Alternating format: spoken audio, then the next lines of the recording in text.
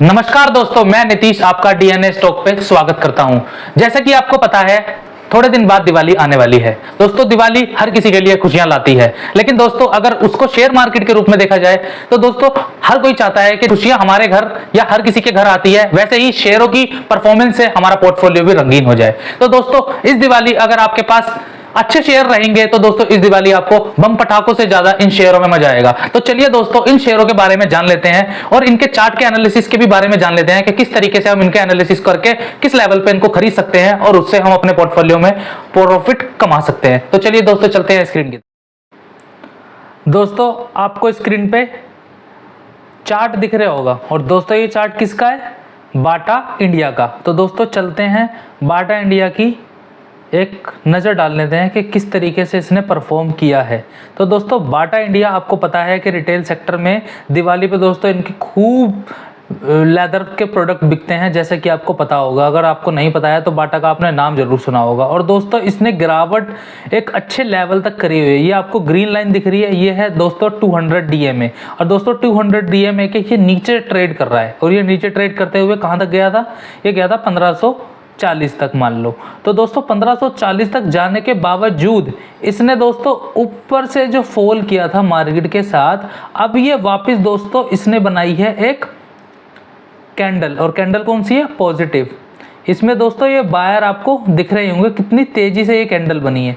तो अगर इस कैंडल, ये वाली कैंडल ने इसका एनगल्फ कर लिया है, मतलब इस वाली कैंडल को इसने खा लिया है और इसका जो भी लेवल था उसको तोड़ दिया है और आज के दिन दोस्तों इसने रेस्ट किया है। इसको बोलते हैं डोजी। अगर आपको टेक्निकल चार्ट के बारे में बेसिक पता है तो आप समझ पा रहे होंगे कि इनको किस तरीके से क्या क्या बोला जाता है। तो ये दोस्तों आज डोजी बनाया है। अगर दोस्तों डोजी के बाद ये दोस्तों डोजी बनता है आराम करने के लिए, तो दोस्तों अगर ये हमें कल मतलब मंडे की मार्केट में अगर ये हमें ओपन होके मिलेगा तो हम दोस्तों 1580 के आसपास इसमें बाइंग रखेंगे। 1580 के आसपास इसमें हम बाय करेंगे और दोस्तों हम अपना पहला टारगेट रखेंगे इसमें 1590 या फिर 1600 के आसपास।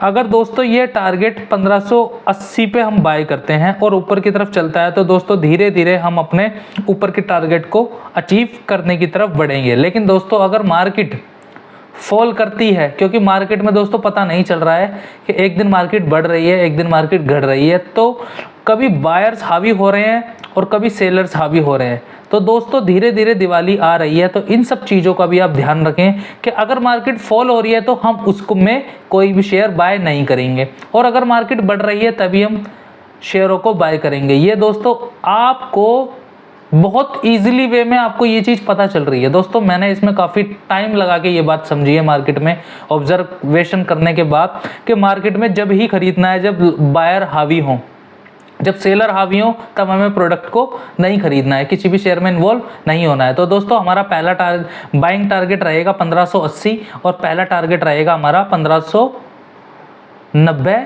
से लेके ये दोस्तों 1500 जैसे ही 90 को पार करेगा तो ये दोस्तों हमारा 1610 के आसपास पहुंच जाएगा। तो दोस्तों हमें पहले चेक करना है कि 1590 जैसे ही ये क्रॉस करेगा हमारा दूसरा टारगेट मान लो 1610, तो 1610 के आसपास आप इसका इंतजार कर सकते हैं। और इसमें आपको दोस्तों मैं एक चीज़ और बता दूं कि धीरे धीरे इसमें बायर्स आ रहे हैं।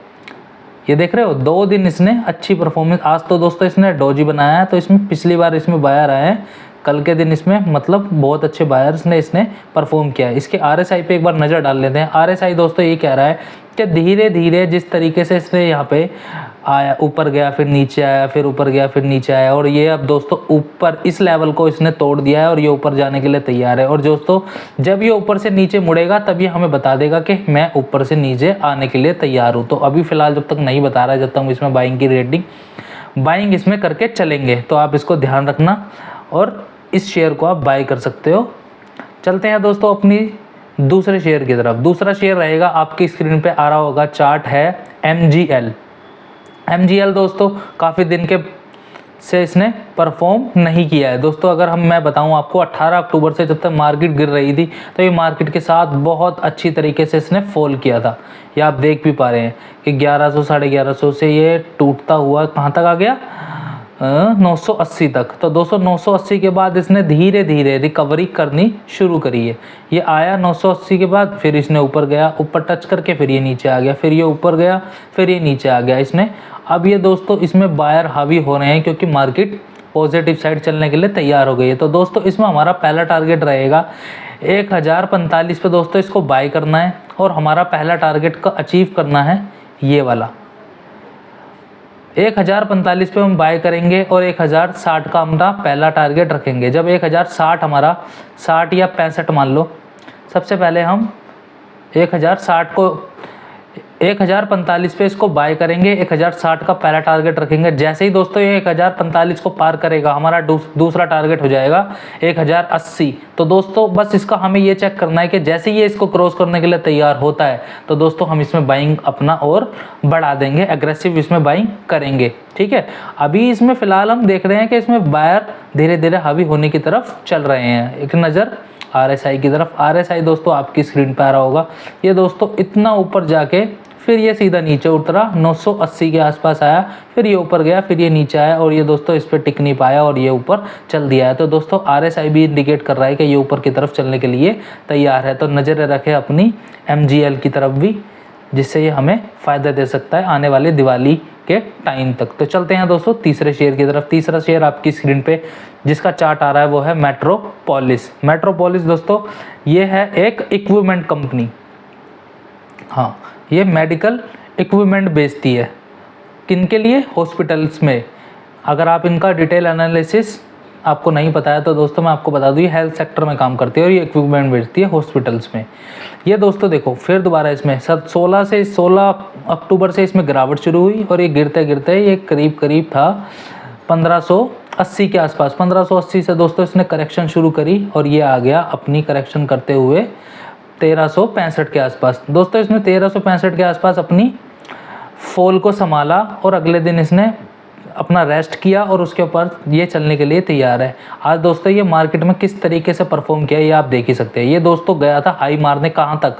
1535 तक, लेकिन ये दोस्तों वापस आ गया नीचे तक। तो दोस्तों हो सकता है ये परफॉर्म स्लोली आपको करे। तो ध्यान रखना है हमेशा, जब भी शेयर जहाँ पे भी क्लोज होता है, अगर ये ऊपर खुलता है, जैसे ये क्लोज हुआ था 1473, तो हम रखेंगे इसमें बाइंग का टारगेट करीब 1485। अगर ये 1485 की तरफ एग्रेसिव ऊपर की तरफ चलता है तो इसमें हम बाइंग करेंगे 1485 दोस्तों, इसमें बाइंग का टारगेट रहेगा। और पहला हमारा अचीवमेंट रहेगा 1535।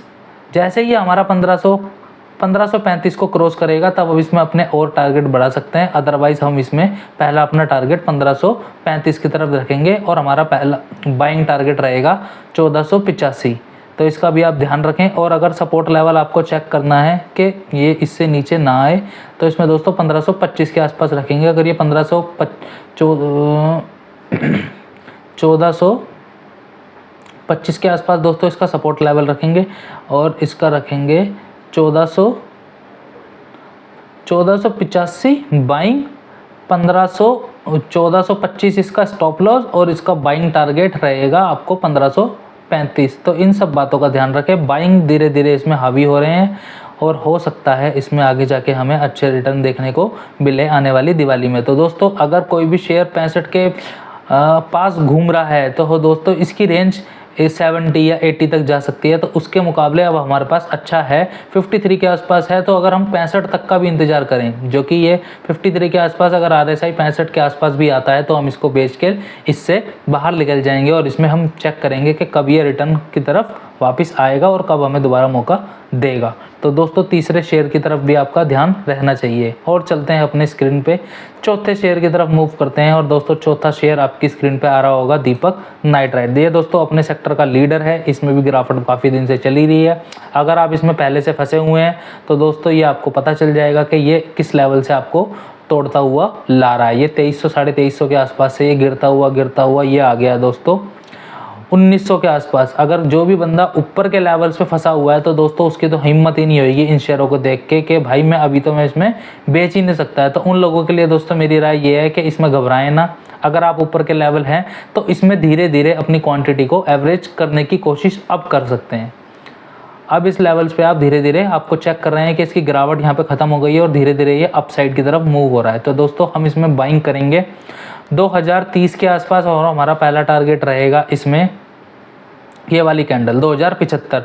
तो 2030 के आसपास हमारा बाइंग है और पहला टारगेट रहेगा 2075 और स्टॉप लॉस पे हम दोस्तों इसको ही कंसिडर करेंगे। स्टॉप लॉस लगाएंगे 1980। अगर 1980 नीचे आता है, पहली बात इसमें हम बाइंग करेंगे 2030 पे। तो इन सब बातों का ध्यान रखें, बाइंग इसमें हावी हो रहे हैं। चलते हैं RSI की तरफ। RSI की नज़र 44 है। तो दोस्तों ये हमें कम से कम धीरे धीरे फ़ायदा देने के लिए तैयार है। RSI धीरे धीरे ऊपर जा रहा है, इसकी तरफ आपकी नज़र होनी चाहिए। इसमें दोस्तों बहुत सारी चीज़ें हैं जो आपको टाइम टू टाइम पता चलेगी और ये जब शेयर आपको परफॉर्म करते हुए दिखेंगे तो आपको समझ आएगा कि मार्केट में किस तरीके से प्रॉफिट में रह के, दोस्तों मार्केट में थोड़ा प्रॉफिट कमाना आसान है, लेकिन मार्केट में दोस्तों नेट में प्रॉफिट कमाना बहुत मुश्किल है। बहुत सारे लोग आज भी जो वीडियो बना रहे हैं वो नेट में प्रॉफिट में नहीं है। तो दोस्तों ध्यान रखना, हमेशा नेट में प्रॉफिट दोस्तों आपको जब पता चलेगा जब आप एक एक दो दो शेयर खरीद के उनमें लंबे समय के लिए ट्रेड करोगे। 1 हफ्ता, 2 हफ्ते, 3 हफ्ते, 1 महीना, 3 महीने ऑब्जर्व करोगे मैं जिस लेवल पे बाइंग करी है उससे मुझे फ़ायदा हो रहा है या नुकसान हो रहा है, तो उससे पहले निकल जाओ। चलिए दोस्तों लास्ट शेयर की बात कर लेते हैं, M&N फाइनेंस। ये आपको पता है कि ये भी करेक्शन करके सितंबर से ये करेक्शन कर रहा है और दोस्तों इसकी करेक्शन ऑलमोस्ट पूरी हो चुकी है। अब ये दोस्तों करेक्शन करके ये ऊपर की तरफ जाने के लिए तैयार है। इसने पहला दोस्तों अपना 258 के आसपास इसने कर दिया है। तो दोस्तों हम इसमें बाइंग करेंगे 260 या 262 के आसपास। 262 इसका टारगेट रहेगा, बाइंग टारगेट रहेगा। सबसे पहले इसको हम बाइंग करेंगे 262 पे और इसका जो गैप ऑफ ओपनिंग है इसको फिल करेंगे 270 के टारगेट के। 270 का हमारा रहेगा, तो इसमें 260-62 पे अपना बाइंग करें और 270 का पहला टारगेट का ध्यान रखें। और ये दोस्तों स्टॉप लॉस रहेगा हमारा 250 के आसपास। तो इन सब बातों का ध्यान रखें। बाइंग इसमें हो रही है, धीरे धीरे आपको समझ आएगा। और ये दोस्तों किस निचले लेवल से ये ऊपर आ रहा है, या देख रहे हो आप 23 तक गया था।